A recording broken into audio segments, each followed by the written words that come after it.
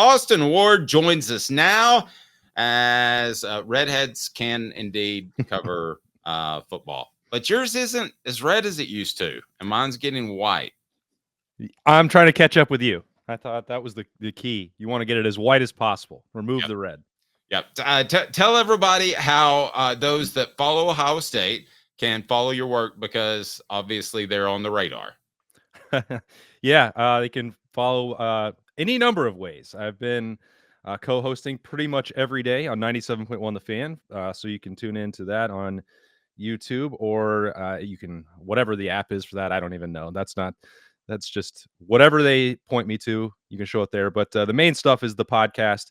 That is on every platform that is out there, and YouTube. That is we have the podcast daily. We have film breakdowns, interviews later on Thursday. I'll be talking with Ohio State's athletic director, Ross Bjork, getting ready for, the next 9 days, and a lot of intrigue around Ryan Day. So we'll cover all of that.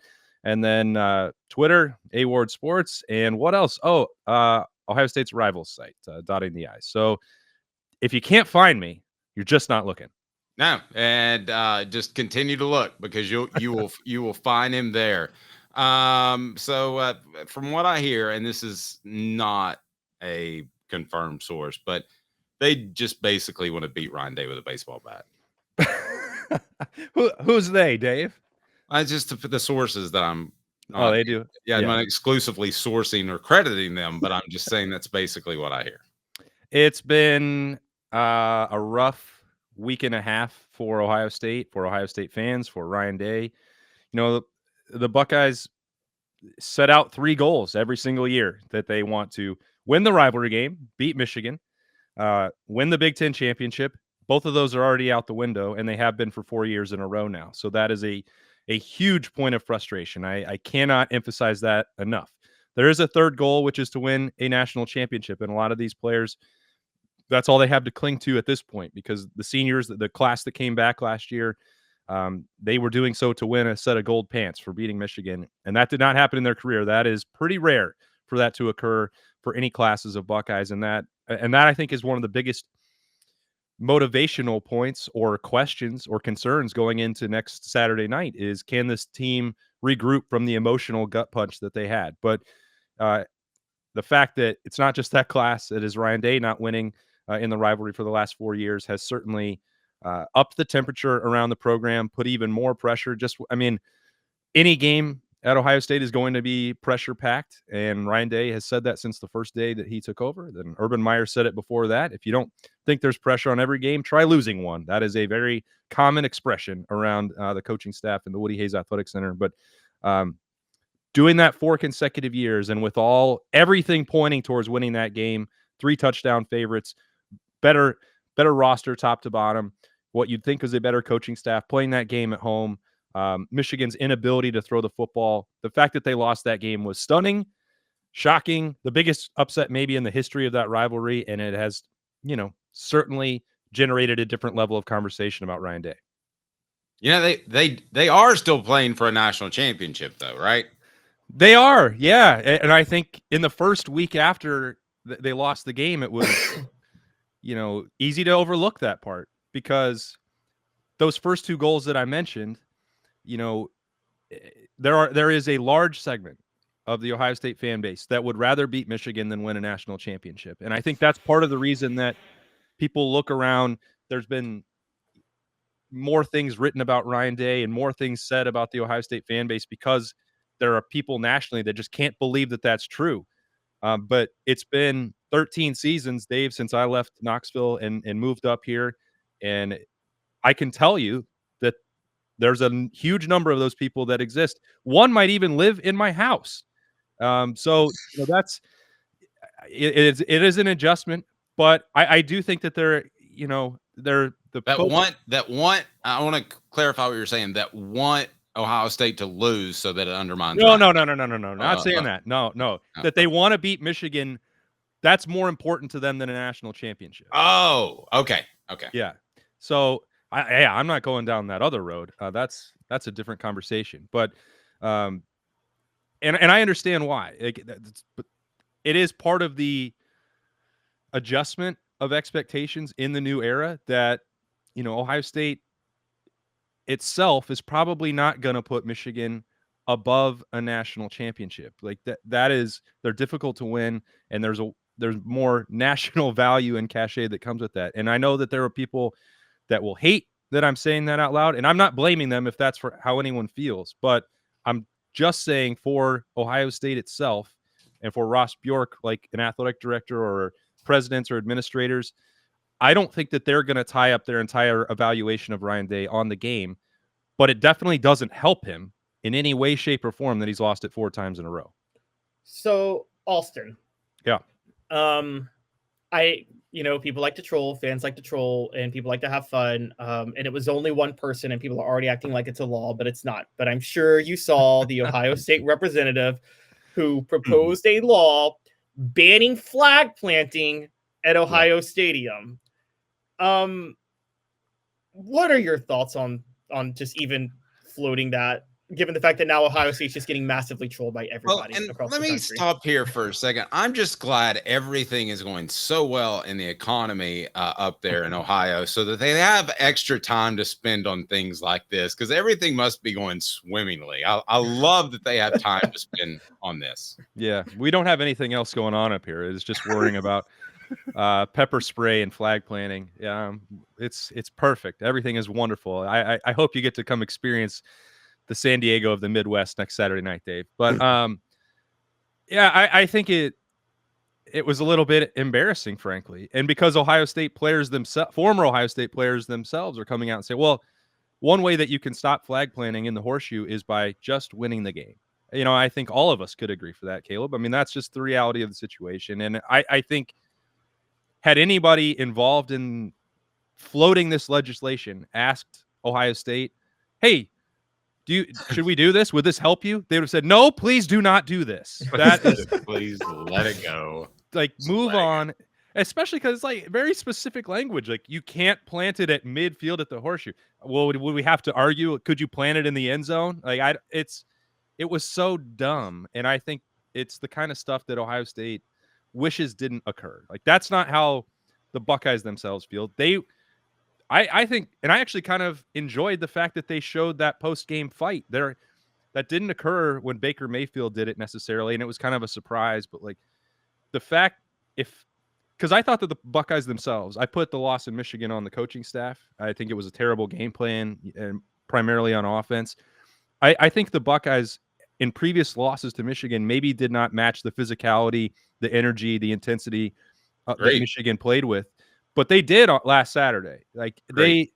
So I don't put it on them. And the fact that carried over post game, I thought was probably more encouraging about the culture and the mentality of this team as they try and regroup for Tennessee next Saturday night. Dave, before you jump in, can I just to give the politician who did this just to give him his side and why he's saying he's doing this? Well, I would hate for him not to get promo off tackling this serious issue. Yes, it's Ohio lawmaker Ohio State Rep Josh Williams, and it would be a 5th-degree felony. And his quote was, after it happened at 5 separate games during rivalry week and seeing that there was no immediate movement, I thought it was necessary to send a signal to our institutions of higher learning that they need to come up with policies to prevent this in the future so it doesn't risk harm to our law enforcement officers or student athletes or fans. So he's just thinking about the police. Okay, Austin, here's the thing, too. You know this. Yeah. Somehow, some way, it would end up being called on an Ohio State player. I don't care who we cover, whether it's Tennessee or Ohio State. A 5th-degree felony would be called on the player that you put in position to not have that. Somehow, it would happen. Yeah. It sure will. I mean, there's always unintended consequences, right? When the politicians get involved, and this is a wild tangent. But I think that's why it's so amusing when you hear people talk about NIL and the transfer portal, and gosh, Congress needs to step in and do something about it. Do they? Is that what we need involved in college football? The misreading of the room seems pretty clear when we're talking about banning a flag planting celebration. It's like get real and actually maybe focus on something that might matter. Okay, let's focus on this. How does Tennessee beat Ohio State? What do they need to do? I've started scouting the Buckeyes, but obviously You know, those two conferences can fly off each other's radar. So you know more about them than I do. Yeah, I think you look at Tennessee's rushing success. I personally have a hard time thinking that they can win solely by running the football. I know they're very good. I think I've heard some of the conversation going on in Knoxville, saw SEC network breakdowns, said, well, there's no way Tennessee won't be able to run the football. I'm here to tell you, I think it's unlikely that they would be able to build an offensive game plan that would be very successful running the football at Ohio State's defense. This is it's statistically been one of the best defenses in the country all year long. And the best thing that they do is stop the run. With that front four that they have, Tyleik Williams and Ty Hamilton at tackle, JT Tuimoloau and Jack Sawyer on the edge, and a bunch of really athletic linebackers where they've expanded beyond just Cody Simon and Sonny Styles and have Arvell Reese out there doing some things as well. Like that front seven is elite, and they do not get beat on the ground very often. So if there's a path forward, if they can run the football, I mean, that changes the equation. I'm just going to start by saying I think it's unlikely. But if they can stretch the football, if Josh Heupel is willing and able to stretch the field, there have been times where Ohio State has struggled in pass coverage at corner specifically. The safeties are two of the best in the country, probably the best tandem in the country with Caleb Downs and Lathan Ransom. But there have been a lot of, basically every single week, you can count on one pass interference penalty from Davis Igbinosun, and then Denzel Burke, who came back and was projected as a potential first-round NFL draft cornerback. Since the Oregon game, he has been getting picked on each and every week. He was the one who was getting victimized repeatedly against the Ducks in that shootout loss in Eugene. And they've tried to expand the rotation. They brought Jermaine Matthews in there to play some corner, and they're trying to mix and match that a little bit. And I think some of the conversation in Columbus has shifted away. The end of that game, they did miss a tackle, and Khalil Mullings broke off a 3rd and 6 run that really helped run out the clock. But the fact that Michigan couldn't throw the football has sort of put that conversation on the back burner. If Tennessee is able to do that and willing to take chances down the field, that's where I think they're more likely to have some success.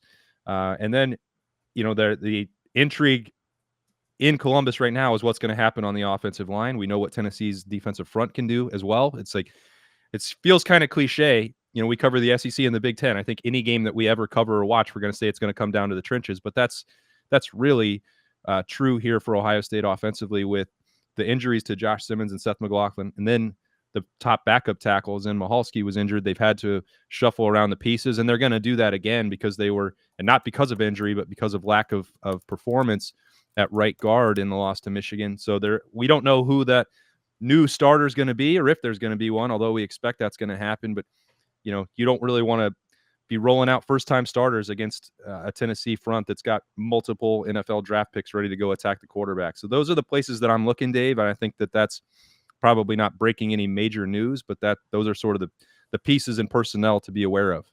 Austin, I know Caleb wants to jump in there. Give me your Twitter handle real quick if you don't care. I'm having trouble finding it. It's A Ward Sports. All right, there you go. All right, take off, Caleb. Austin, all right, I'm gonna throw 2 conspiracy questions at you. Okay. Separately, but I'm gonna start with the previous one. I argued that because of the stupid way they set up this college football playoff bracket, they incentivize teams to not only not win their conference title, but not go to their conference title. I get what you say about Ohio State, Michigan, but knowing that because of the previous rankings the week before that he's going to ask you if they threw the game. That's what he's going to ask. Did they throw the game? Did they throw the Michigan game on purpose to avoid having to play the Big Ten title? Go ahead and cut that off at the head there. Oh, boy. That's what he's going to ask you. Yeah.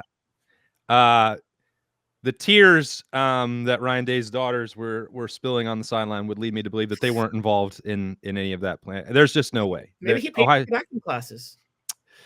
Yeah. I live in Columbus. This is as far as that conversation can go. Ohio State will never, ever throw the game. I'm comfortable. Conspiracy theories are fun, but I live here, so I can't participate in that one. Okay, what about the second part though? Because I don't think the player. This is where he gets back to the baseball bat question that we started with. Yeah, I don't think the players will, because you're right. The players seem to very much care. So, but how many Ohio State fans are saying, I don't want to win. I want to lose because I want Dave fired. And I can just tell you the history behind this. Tennessee fans and 2017 were actively campaigning to hope Tennessee not only lost every game under Butch Jones, but failed to cover the spread in every game. And so, I mean, it got bad when they wanted Butch Jones fired. So how close is it to they don't even want to win a playoff game there? Yeah. I mean, there is an element of the fan base that has said they are done with Ryan Day. They will not buy tickets. That is how they're going to voice their discontent with the program. They won't be there to support a home playoff game. And I think that I don't have any reason to believe that those people are lying about it, but I think some of the emotion, immediate raw emotion of losing to Michigan again, prompts some of that. Now, it won't maybe change everyone's mind, but we're now a week and a half removed from that loss. And as I said, some people are not ever going to get over it, and they will never forgive Ryan Day. And if that's the case, fine, so be it. That anyone can choose how to be a fan however they want. But there are now more people. Tickets are on sale now. We know that Tennessee fans will pay whatever they want on the secondary market. Use the promo code AWARD. Yeah, that'll get you 10% off. It'll be twice and a free see-through carry bag. It's twice as expensive if you use that code. Right. And they check to see what area code you put in as your phone number. Stop by the Winston tent for your free carton of Winstons. Remember those? Oh boy. Yeah. I'm gonna need some of those. I think that as this game gets closer, time heals all wounds. It may not make them 100% or feel as good as they did before, and the scars are going to be there. But we're now 9 days away from an SEC team. Ohio State fans have wanted for years for SEC teams to have to come into the horseshoe and primarily and do that when it gets cold. Like, this is the opportunity that they've been waiting for. It's the first time there's ever been a playoff game in Ohio Stadium.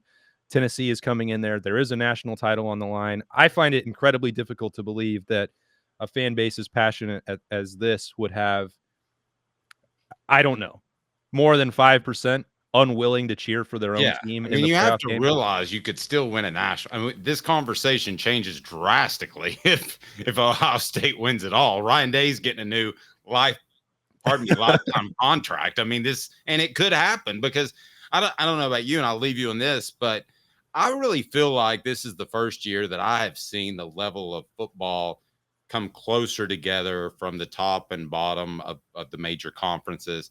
But I feel like the level of football has gotten better as a whole because guys realize you show up and you work hard and you do the right thing, you make some money. I'm just curious, your thoughts on the level of football that we saw this season.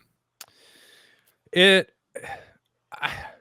think that at the top, we're used to there being 1 or 2 or 3 or 4 like truly elite teams. And maybe that is still the case. But they were not able to play at that level every single week, which is getting more. I think that's the part is becoming more difficult in the transfer portal era, in the NIL era. I think to,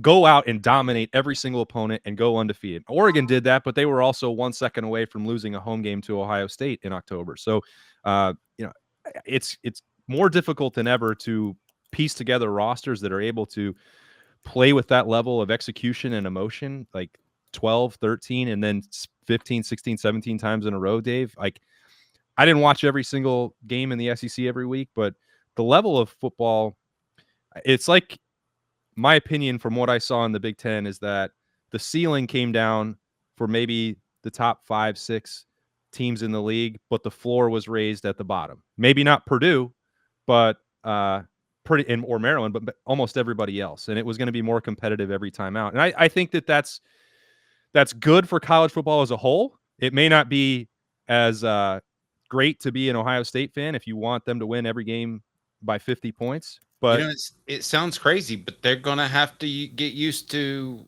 10 wins is a good season. Losing to Michigan, you can still win everything.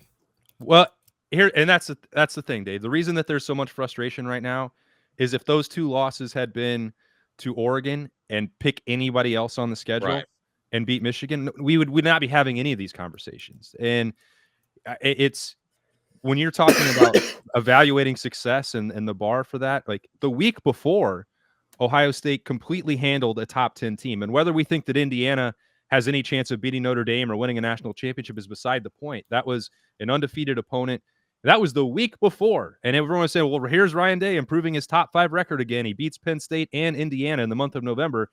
But ultimately, most people evaluate him on that one game in particular. And that may not ever change outside the program, but in the athletic department and in the Woody, as badly as they want to beat Michigan, they would also very much like to be hoisting a trophy in the third, Monday night of January. So that's the reality of college football. And I know not everyone likes it, but it's the situation now. And hopefully by 8:00 on December 21st, everybody is on board with that, because I think it's going to be a hell of a game. No, I do too. Do you know who you're picking in this game yet? I think this is going to, I'm taking the under for sure. I think it's smart. I think it's smart. I think Ohio State will win this game. I think it's going to be a little bit of a rock fight, and it's going to be cold and dark, and something around like 24-13, I think, is about where I've got it. And I do think Ohio State will win. Okay. Hey, I sent you a picture, Caleb. Can you pull this picture up there of me and the young Austin Ward? Oh, no. Did you send it to me in an email? No, I sent it to you in a text. You can pull it up, can't you? Not in a. I can't put a text on the. Well, I can try to show it. Oh, come on, Caleb. I mean, goodness gracious, this is what we pay the big bucks for around here. You didn't. You should have told me. You sent me a picture. Okay, well, I just did. I did. So this is a picture.